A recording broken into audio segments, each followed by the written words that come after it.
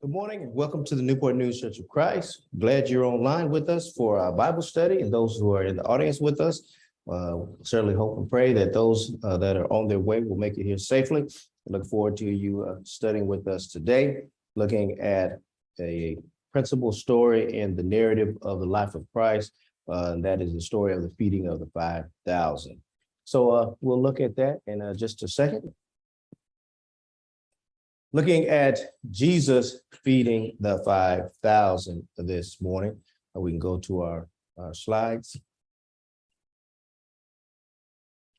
And so we look at Jesus feeding the 5,000. Full title is When People Need Help. When People Need Help, all right, from the Life of Christ series.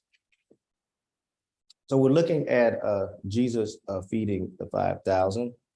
And look at some, one of the key things we want to look at with him feeding the 5,000 is that this narrative, one of a very few, appears in all the gospel accounts. It appears in the synoptic gospels, Matthew, Mark, and Luke, and then it appears in John. We know John is not synoptic because he doesn't see the same way as the other three writers do, because there's a period of obscurity, a lot of things that are not covered in John's writing. And so he's not synoptic, but it's a key thing that John chose to cover this event. Matthew, Mark, Luke covered it, and John covers it. And so there's 7 other miracles that John covers, but he covers this one. So that lets us know that this is a pretty significant, Jesus feeding the 5,000 is pretty significant that all 4 writers chose to cover it. Now, to really get the full breadth and understanding of it, you have to read all 4 accounts of it to understand the breadth of the writing, because as we'll see, there's some things that John mentions that Matthew, Mark, and Luke don't mention. The little boy is only mentioned, the little boy with the 5 loaves and the fish are only mentioned in John. John is the only one that mentions the boy, and the others don't. John is the only one that mentions Philip and Andrew in their remarks, the others don't. And now you might wonder, well, why Matthew, Mark, and Luke don't mention Philip and Andrew? Well, it's like this. One day, some of us are going to write some books. We're going to write about things we know, and we're going to write about people we know. Now, if you're out in the world, you tend to publish those books while you're alive and while those people are alive. And so a lot of times it's very embarrassing when those memoirs come out and are very telling of some things that happen during people's lifetimes. But if you're smart, you wait and you write that. If you outlive everybody, then you write that book. Because then those people that you're writing about, most of them or all of them probably are gone by the time you start writing about those things. Or you write that book and you hide it. And then after you're gone, then you release it posthumously. And then it comes out and nobody can talk about you. Well, as you look at the disciples and you look at all of them, Matthew, Mark, and Luke, the other disciples, the other apostles will die as martyrs. They don't live a long life. They don't live to old age. They die as in martyrdom in their midlives. John is the only of the apostles that makes it to old age. We think John is somewhere between 90 to 100 years old. He lives to the end of that first century. His writings are the very last of the New Testament canon, coming at the end of the first century AD. So now, as we understand, like when we talk about how we got the Bible, when those books, Matthew and Mark's accounts come in the mid part of the century, around the 60s, and Luke come out. And so there might be some things they didn't say because some of those people are still around. Some of them were still alive during their time when they wrote. John is the old man, and John is at the end of that century. So John, looking back, says some things, talks about the little boy, talks about the response of the talk, what said, he actually puts a name to Philip and Andrew. So John, as he looks back, everybody else is gone. All those other apostles gone. John's the only one that makes it to that age. John dies of natural causes at a very old age, where the other ones died in martyrdom. So as we look at that, John is able to look back and he's able to call some names of, hey, what these guys did, what these guys said, because there's nobody else around. And so I want you to think about that. So, but this makes, because they're the four writers, the four gospel accounts carry this in there, makes this miracle very significant. And John only chose 7 miracles to cover, and he did not use the same ones as the other gospels. So out of the 7, he covers those other 7 miracles. He doesn't use the same one. Some call this a creative miracle. So here, let's get the context of it. Brother Bob has set us up with it with his lesson this past Wednesday. So this is the end of the 3rd Galilean tour. So we've been in Galilee. He's kind of been making a tour of the Galilee area. King Herod had beheaded John the Baptist. So you have to imagine that for Jesus, he was a fellow minister and worker, and I'm sure that was very consuming and taxing on the Lord to know that John the Baptist was murdered, beheaded. Also, we forget that's his cousin. That was the Lord's cousin, so his first cousin. So that was very distressing. Now Herod was interested in Christ's work. Brother Bob illustrated that in his lesson. Herod starts to take notice of Jesus and his work. Also, what Brother Bob covered in his lesson, the apostles have come back on the limited commission. He sent the apostles out with the limited commission. You can go back a couple lessons and read that. And so now they've returned, as Brother Bob said, kind of debrief. What happened? What did you see? What did you encounter while you were out? And so we have this debriefing as the apostles come back. Jesus proposed to go to the east side of Galilee, and you see on our map here. So he wants to go over to Bethsaida on the east side of Galilee. You see Galilee, and you see some of the other key areas in the life of Christ. We see Cana of Galilee, where Jesus had his first miracle. We see Nazareth, his hometown. Tiberias, Gennesaret, Capernaum, several things, Chorazin. And then on the other side of the sea, we see the Gergesite, where he cast a demon out of a man. We see that over there. We see Decapolis, which was the 10 cities of that area. So Jesus is going on the other side and heading over to Bethsaida, as we see in Luke 9 and 10. So what happens next is amazing, and we'll cover it in our lesson today. So let's read John 6, verses 2 through 14. John 6, the gospel according to John chapter 6. And John is John 6, a very key chapter in John's writings. John 6. Verses 2 through 14. And great multitudes followed him because they saw his miracles, which he did on them that were diseased. Jesus went up into a mountain, and there he sat with his disciples. And the Passover, a feast of the Jews, was nigh.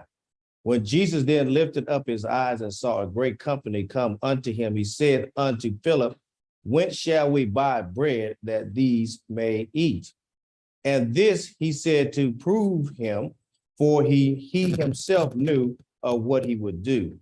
Philip answered him, 200 pennyworth or denarii of bread is not sufficient for them, that every one of them may take a little. One of his disciples, Andrew, Simon Peter's brother, saith unto him, there is a lad here which hath 5 barley loaves and 2 small fishes, but what are they among so many? And Jesus said, make the men sit down. Now there was much grass in the place, so the men sat down in number about 5,000. And Jesus took the loaves, and when he had given thanks, he distributed to the disciples, and the disciples to them that were set down, and likewise of the fishes as much as they would. When they were filled, he said unto his disciples, gather up the fragments that remain, that nothing be lost. Therefore they gathered them together and filled 12 baskets with the fragments of the 5 barley loaves, which remained over and above unto them that had eaten. Then those men, when they had seen the miracle that Jesus did, said, This is of a truth that prophet that should come into the world. All right, that gives us the context of what happened. Let's look at Mark 6:30. Mark 6:30, just for cross-reference. Mark chapter 6, 30 through 44.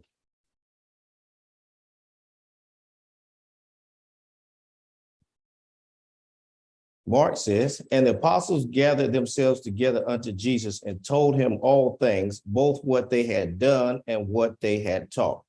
That's the debriefing that happens after they return after their limited commission. And he said unto them, come ye yourselves apart into a desert place and rest a while. For there were many coming and going, and they had no leisure so much as to eat. And they departed into a desert place by ship privately. And the people saw them departing, and many knew him and ran afoot thither out of all cities, and out went them and came together unto him. And Jesus, when he came out, saw much people and was moved with compassion toward them, because they were as sheep not having a shepherd, and he began to teach them many things. And when the day was now far spent, his disciples came unto him and said, this is a desert place, and now the time is far past. In other words, it's getting late in the day. Send them away that they may go into the country round about and into the villages and buy themselves bread, for they have nothing to eat. He answered and said unto them, give ye them to eat. And they said unto him, shall we go and buy 200 penny worth of bread and give them to eat? And he said unto them, how many loaves have you? Go and see. And when they knew, they say, 5 and 2 fishes. And he commanded them to take all, sit down by companies upon the green grass. And they sat down in ranks by hundreds and fifties. And when they had taken the 5 loaves and the 2 fishes, he looked up to heaven and blessed and brake the loaves and gave them to his disciples to set before them. And the 2 fishes divided among them all. And they did all eat and were filled. And they took up 12 baskets full of fragments of the fishes, and they did eat of the loaves, and were about 5,000 men. Now, you see the differences in the story. You see Mark, very descriptive. Mark tells us what kind of grass is he sitting on? Green grass. So Mark is descriptive. He tells us it's green grass. He described them sitting in companies of 5,000. Where's the little boy in Mark's narrative? It's not in there. John talks about where the source of the food came from, that this little boy, basically probably his little sack lunch, this little boy, probably his mom had made him a sack lunch for the day. And so they found it. Mark doesn't tell us. He just says they went out and looked and they came back with those loaves. But John tells us that it was a little boy. So you see some of the things that Mark emphasizes in his narrative as opposed to what John emphasized. So that's why we read them all, because they help us to get a full picture. Just like if you and I and all of us in this room were at an event, maybe we're standing outside the building and an accident occurs. The police comes up and interviews all of us. Why? Because they want to get all of us, because somebody saw this. I heard the bang, I heard this, I heard the brakes squeaking. When somebody else sees this, well, I saw that he was a man in the car was looking at his phone. All of us didn't see it, but somebody saw it. So the police will interview everybody and get a full description from all the witnesses here. They can say, yeah, we can piece it together. So that's what we're doing with the narrative here, as we look at all of them. So we need to focus on how Jesus helped people in this situation. We do not need to forget that we have a responsibility to help others as well, as we have in scripture, Galatians 6:10. So then, while we have the opportunity, let us do good unto all men, especially to those who are of the household of faith. Brother Paul tells us that. James would tell us pure religion in the sight of our God and Father is this: to visit orphans and widows in their distress and to keep oneself unspotted from the world. James 1:27.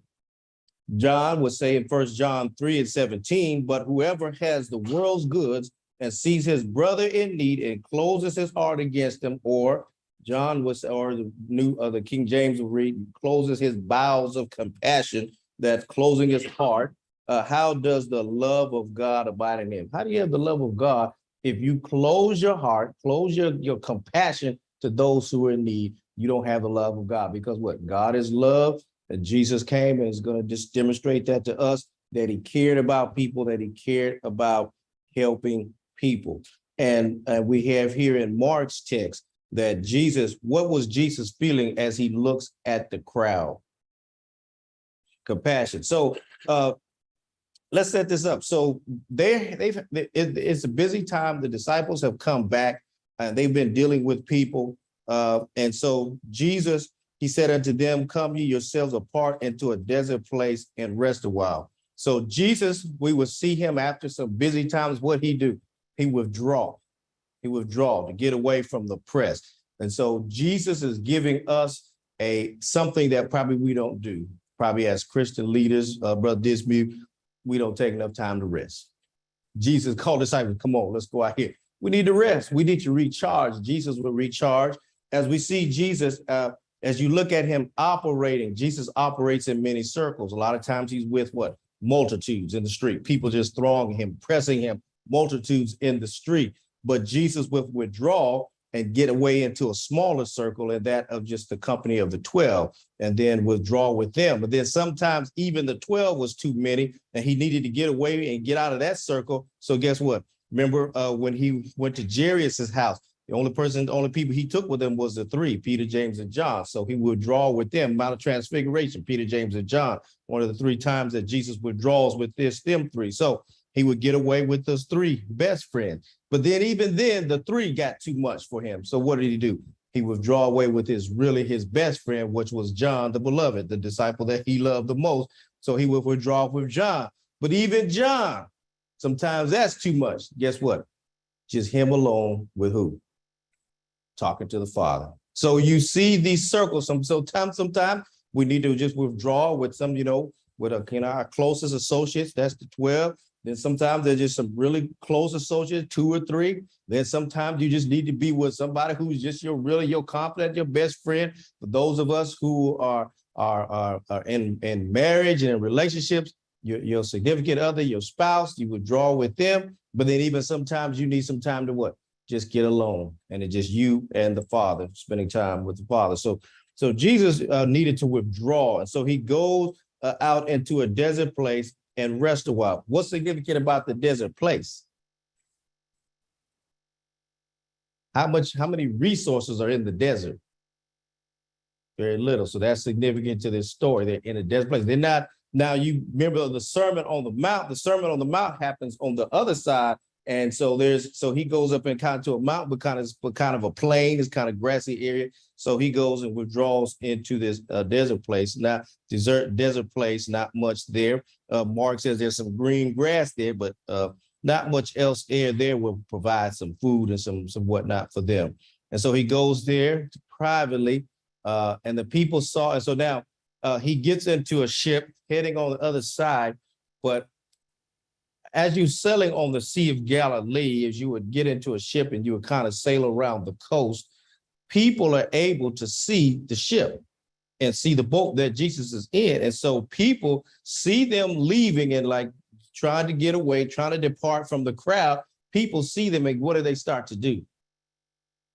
What do people do when the ice cream van comes down the street? What do little kids do? They'll run that truck down for several blocks, chasing them. If we see a car with little kids, we think somebody important was in the car, a celebrity, we'd be running along with it, trying to see if we can see who's in the car. So that's Jesus. Jesus is trying to depart. He gets into a ship, but people can see the ship. They're on the shore, can see the ship. So they come out of their houses. What? They're running it down. They chase it down. They're following it to wherever that ship go. And so Jesus, what does Jesus do when he looks out and sees that scene of these people following him? What does Jesus feel with? He has compassion on them, because he's like, man, these are just some folks that don't have a shepherd. These folks are just lost.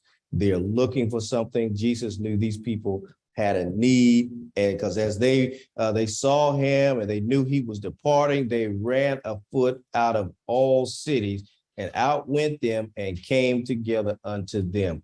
That Jesus was like a magnet. They couldn't get away. They had seen what he did. They wanted more time. Jesus is just trying to get away, just to try to get a little rest with his disciple. These people ran and they followed after him.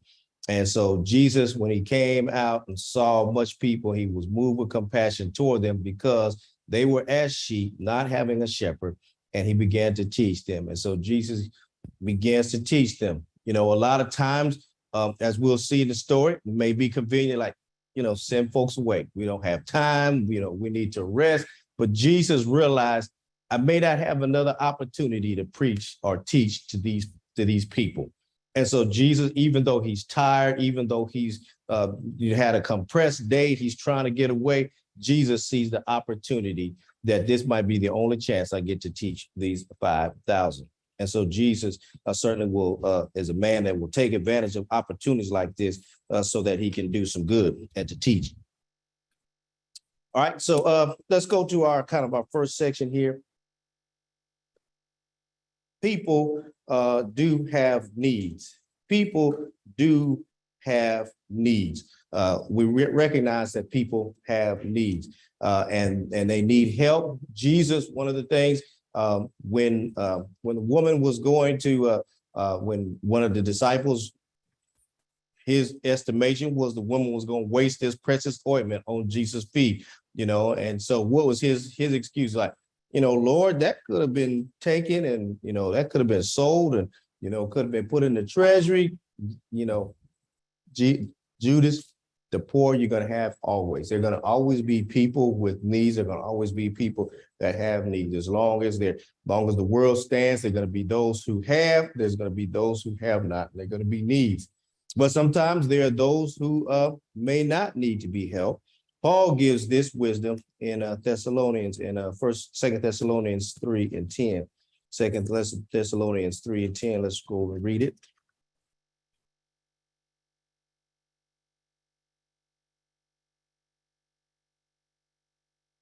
2 Thessalonians 3 and verse 10. For even when we were with you, this we commanded you, that if any would not work, neither should they eat. What is Paul saying here? Paul's saying here that in order that he's talking about those who would just eat and live off of others without providing any work or any industry for themselves. And so Paul says, if they won't work, don't let them eat. So sometimes there's some that maybe should not be helped if they're not willing to put any industry forth to help themselves. Then Paul says they shouldn't eat. People with needs, we see people with needs in Jesus' time. Looking at Mark 6:32, we see, and they departed into a desert place by ship privately, and the people saw them departing, and they ran after them out of all the cities. People had needs. They saw Jesus, one who did miracles, and so they ran him down and ran. And so Jesus has compassion on them as one without a shepherd. So we see that people had needs. In Jesus' time, what was the prevailing attitude toward people that were sex workers, harlots, they call them harlots, people who were lepers, people who were poor? What was the prevailing attitude toward them, especially amongst scribes, the Pharisees, people that were in? Oh, they put them down. They didn't look favorably upon them. They would come up to Jesus, why they, or came up to his disciples, why does your master associate with what? Publican and sinners? Yes. Say again. Yeah, with lepers, they were seen as unclean. But yeah, there was not a lot of compassion for people that didn't have a good station in life. We see Jesus giving us his constitution in the Beatitudes, talking about who's going to be blessed. Are the rich? Those who are poor in spirit. Those who hunger and thirst after righteousness. those who are peacemakers instead of those who are making war. So those are the people that Jesus says, these people are going to be blessed. Those who hunger and thirst after righteousness, those who are peacemakers, those who are poor in spirit. And so those are the people. So that's what Jesus came. Jesus, again, Jesus would say, I didn't come to deal with those who didn't need a physician. He said, I came to those who were what? To the sick. I came to those who were sick, not only physically, but spiritually. Those who were sick, those who knew that they were sick, those who knew that they were in need of something. That's what Jesus came for, to help them. So we see people in Jesus' time, oh, they had needs. They had great needs. And how did Jesus receive the crowd in Mark 6:34? Did Jesus say, hey, look, this is my off hours. I was just trying to get away, trying to get a break. Maybe if y'all could come back tomorrow, in the morning, it'd be a little better. Me and the disciples, we've had a busy day. We just need to kind of rest, come back later. Does Jesus take the time right there with them? Jesus took the time right there with them. Jesus recognizes the opportunity he has, and he takes the time. Jesus is going to receive them with compassion. Let's look at Luke 9:11. Luke chapter 9 and verse 11. Luke 9 and verse 11. And the people, when they knew it, followed him, and he received them and spake unto them of the kingdom of God, and healed them that had need of healing. So we get this from Luke. So he takes time with folks. When they came to him, Luke says, and the people knew it, and they followed him, and Jesus received them. And he spake unto them of the kingdom, taught them about the kingdom, healed them that had need of healing. So we get that piece from Luke. So Jesus had time for folks. Jesus had time. He had compassion. Jesus welcomed them. Jesus did not shoo them away, but he welcomed them. They had physical needs. Jesus healed the sick, and then he fed them. So a lot of times we're good at wanting to teach people and try to help them with their spiritual needs. But before you can get to their spiritual needs, what do you need to take care of? Physical. I can't hear you talking about the gospel, Brother Dismuke, if my stomach is grounded. If I hadn't had no water and I hadn't had just been refreshed of just the natural things of life, now you had lunch. You ate lunch or ate dinner last night. You had a meal in the past couple of days, so you're not thinking about food because you had food. You left food at the house. You made a choice when you got up whether you wanted to eat or not. Well, I'm running late. I'll skip it. I'll get in later. You had that choice to make. You had stuff in the cabinet that, well, do I want an apple or do I want some cereal? Do I want a Pop-Tart or do I want to make some eggs or do I want? You had those choices. And if you ate, you ate. If you chose not to eat, it was still your choice. So now you go and talk to people who don't even have that choice. Didn't have that choice. Wasn't no fruit in their refrigerator this morning. They don't even have a refrigerator. Wasn't no Pop-Tarts waiting on them this morning. Didn't nobody go down and scramble some eggs and make some grits and put some bacon together for them? Didn't have that choice. Choice wasn't available to them. It wasn't a choice. They had the same thing they had last night, nothing, and plenty of nothing. What they had this morning when they got up, nothing, and plenty of nothing. They had air. We have, brother, this week we was doing good when we made a jam sandwich, 2 pieces of bread jammed together. Might not have no jelly or no meat, but you jam. They didn't even have bread to jam together. Nah. And so now you go talk to them about, hey, you need to hear the gospel. You need to be saved. It's like, come on, it's not that they don't believe that their souls need to be saved. It's just, man, I can't hear you talking because my stomach is hurting. I haven't had food in a while. I haven't rinsed the dirt off my body. I need a bath. I have some smelly clothes. My clothes haven't been washed in a while. You understand what I'm saying? And now you want to talk about the gospel. So that let's deal with some food. Let's get them in this life because what keeps us in this life? What helps us to sustain life? Food. We eat so that we can live. We don't, now some of us live to eat. Some of us live to eat. We live for that next meal. But food sustains us and keeps us in this life. When you stop eating, guess what? You start not to exist in this life. You start to go 9, 10 days without eating. You start to less and less be a part of this life. You're on the way out. We know people, especially when they're older and they're transitioning, what's the first thing happen? Body shuts down, they stop eating. Stop eating. About to transition. But they just can't eat. Can't even force. They know they're hungry. They know they need to eat. Can't even force it down. You just don't have no desire for it. Why? They're transitioning from this life. So food keeps you here. So now how you gonna try to talk to somebody when they're not even in this life? They need some food to kind of restore them and refresh them and get that. And I deal with kids every day. One thing I know, you can't teach a kid's brain if there's nothing on their stomach. Not gonna do it.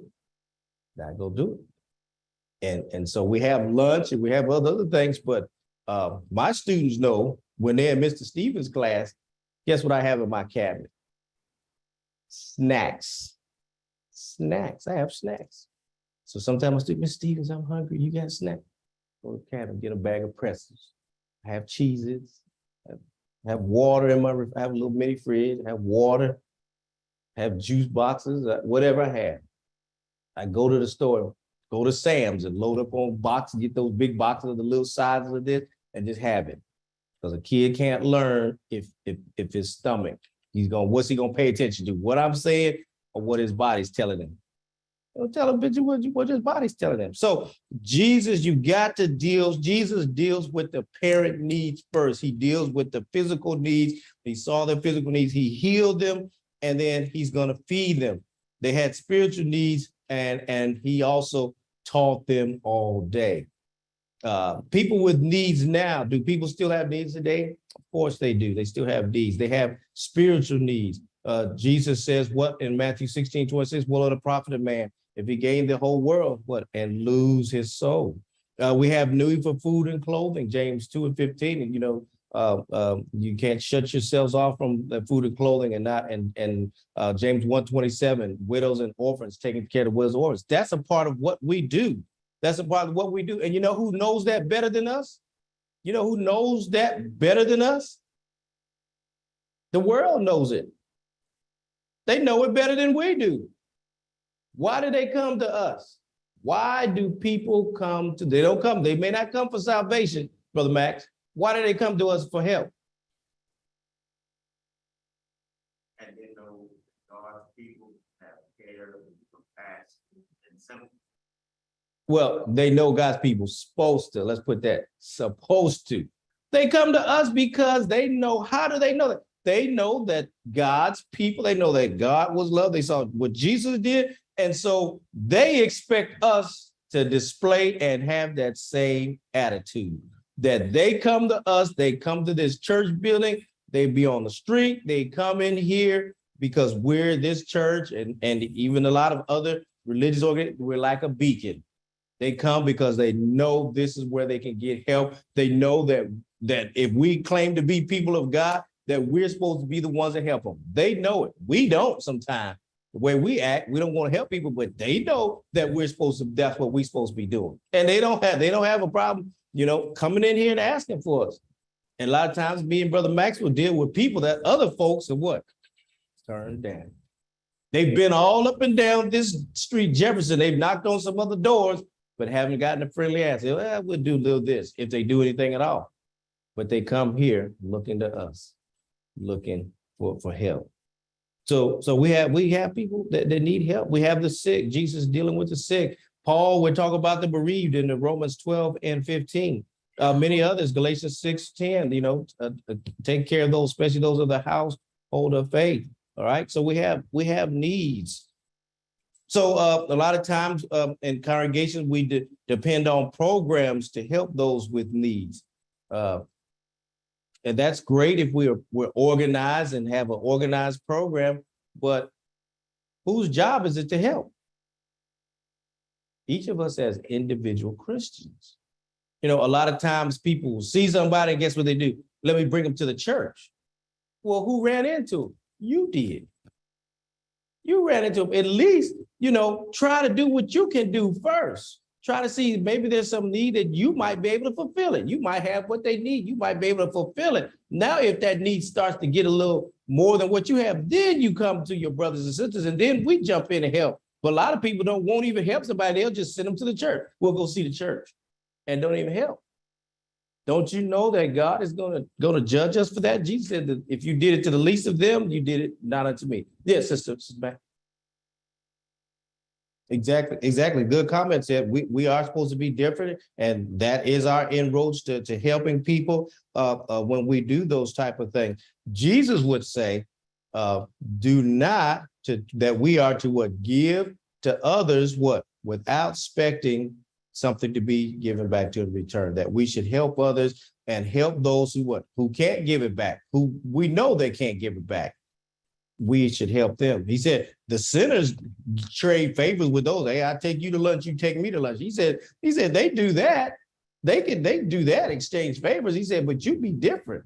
You give to those who can't and not expect return. You give to those who can't give it back. You give to those who have nothing to give to you. You give it and without expected return. So we're to do that. We never to forget our priorities. Our priorities are to love God and to love others. Matthew 22, 37, 39.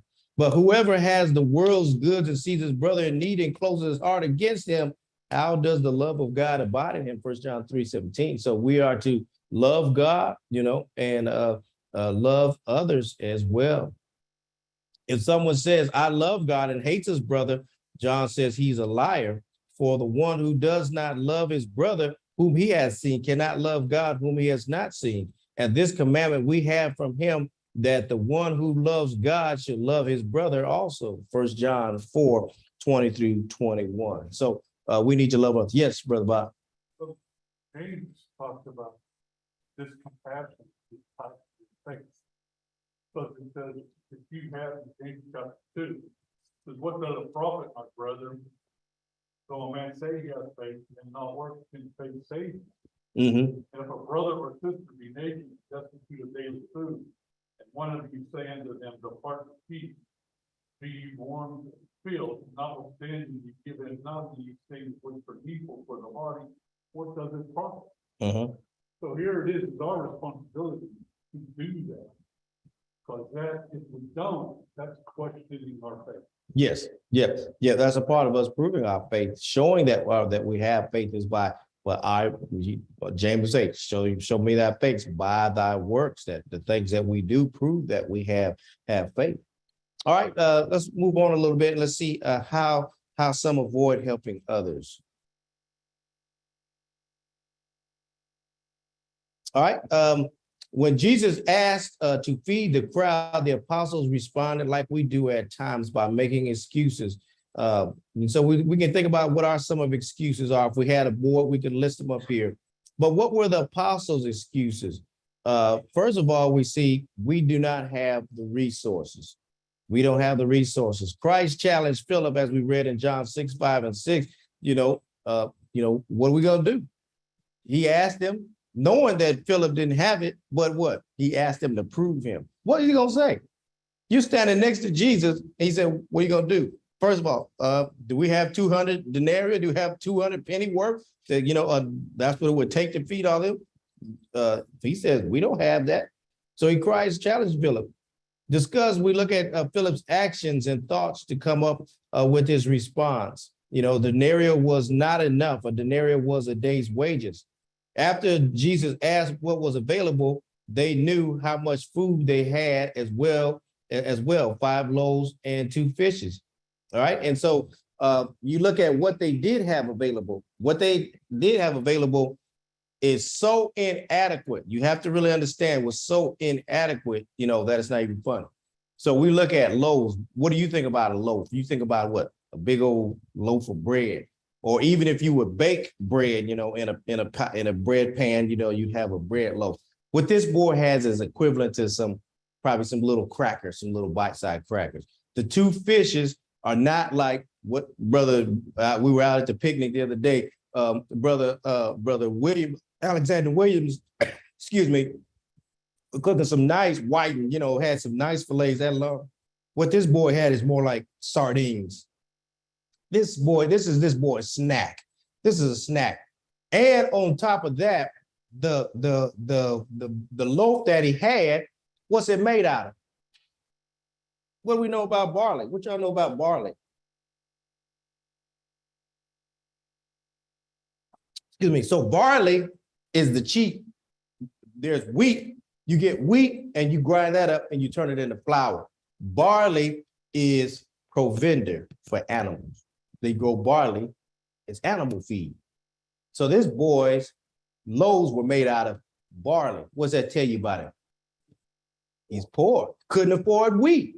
Wheat, you get the good wheat and you grind it up and you make flour. This boy is eating barley. Barley would be grown. It was for feed. It was to feed animals. You would grow barley because it's a cheaper crop and you would feed animals with it.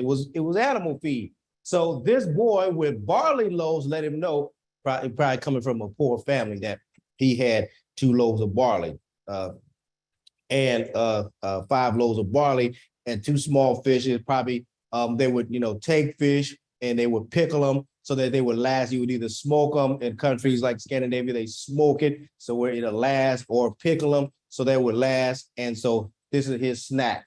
He has, those 5 loaves, 5 little, kind of like cracker sized loaves, and then 2 fishes. So no resources, out in a kind of deserted place, sitting on the grass.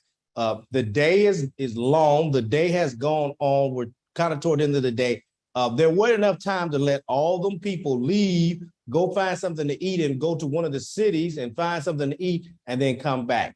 Because what happens to us when you let us leave and we go eat, it's a wrap. We're gone. If you let us leave and we go eat, we're gonna sit and then we're gonna get sleepy. We're gone. So Jesus said, make them sit. Let's keep them right here. We have an opportunity to take care of their needs right here. And so now they gathered their resources. They realize they don't have enough money. There's a little boy that just happened to be in the company. I'm sure they went through. Anybody got something? Found this boy, probably was a little sack, and they found what he has to eat. And so now Jesus is going to turn those 5 loaves and those 2 fish into a buffet for about over 15,000 people. The scripture says 5,000. 5,000 what? Men. It records men. So if they had wives and children, so they just counted the men. So that if you count wives and children, that number grows probably between 13 to 15,000 people. All right. Another excuse. It's not our problem. It's not our problem. The apostle said, if you look in Luke's account, Lord, send them away. Lord, we don't have time for this. Send them home, send them away. We do not think it is our responsibility. We may not like to be disturbed. We may not feel like we have the time. We even justify it by saying, hey, some people, they got themselves into this trouble. Some people, we might look at people as, like, that's not my fault. That's your fault. You got themselves in that problem. But we don't know. We don't know what happened to them.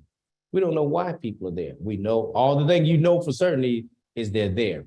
They're there in need. We don't know how they got there, why they got there. Some of it, there might be legitimate reasons why they're there. Just, things happen, some misfortune that has put them there. Some of them have done it to themselves. They maybe were wasteful or lived some lives that ended up, but it doesn't make a difference why they're there. It really doesn't. They're in the same place, whether they got there through misfortune, or whether some people get to that point in life because of the evil hands, or because of evil men, because other men, somebody maybe, people defraud people and take what they have and they end up destitute. Some people have just lost it through no fault of their own, misfortune, different things, and they've lost what they've had. Some people have done it to themselves through just not taking care of themselves, but it doesn't make a difference. They still need help. All right. Another excuse we might have, they do not deserve it.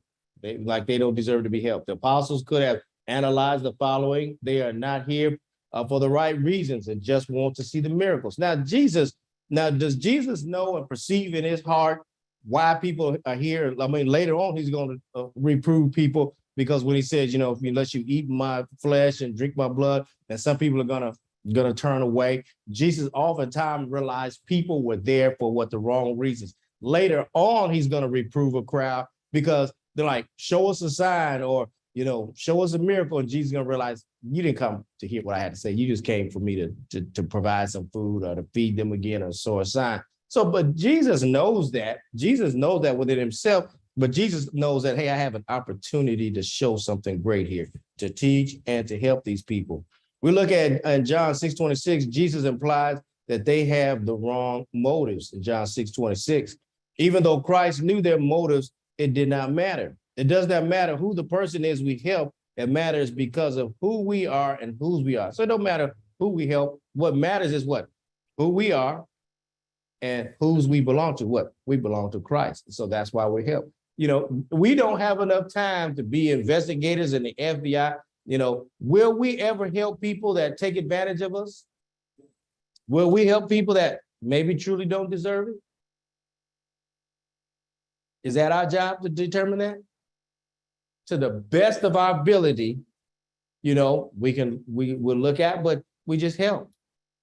And we just do things because then we let God deal with that. We know God will bless us for doing the helping. You know, now if that person misuses what we have, they got a God to see too. They have one that will judge them in the last day, but our job is to help. And we need to close right there, but you pretty much have the gist of the story. We can look at, you know, how we can help others. You know, we follow Christ's spirit of helping others, you know, focus on what we have. You know, sometimes we look at things like, we don't have this, we don't have that. What do you have? What do you have? Somebody needs some help. All you got is some Ritz crackers. Give them those Ritz crackers. This is what I have. You know, I got some Ritz crackers and some water. You know, this is what I have in my lunchbox. You know, I give you what I have in my lunchbox. You know, this is my last $5. I give it to you because I can go to the bank and get some more, but you don't have that option. So here, this is what I have on me at the time. Here you go. So focus on what we have. Jesus is teaching us a valuable lesson. Quit focusing on what you do not have and focus on what you do have. And then rely on the Lord's resources. We're connected to a most powerful God. So we rely on God's resources to help us. Do what the Lord says, even if we do not understand why we're doing it. Do what the Lord says. The disciples didn't understand, but they still follows his instructions. Matthew says that Jesus gave thanks, you know, for what they had, and then before he distributed. Christ then took a boy's snack and fed 5,000 after he gave thanks to his Father. All right, how many of us are allowing God to feed you in portion? You know, we must not heed our own excuses. We must, you know, quit complaining. We must quit making and listen to our own excuses. We must instead use what we have and be amazed at what God will do with it. So appreciate you being here with us today, and hope you get something from that story. As one that we've known, and even as little kids, we sing songs about it and study it, but we need to see it in a new light, that God wants us to help others that are in need. Those in need, Jesus has compassion. Jesus received them. Jesus healed them, and then he also taught them, and then he fed them out there in the desert place. At this time, that will conclude our lesson for this morning. We'll close and prepare ourselves for our morning worship, and be back with you at 11 o'clock.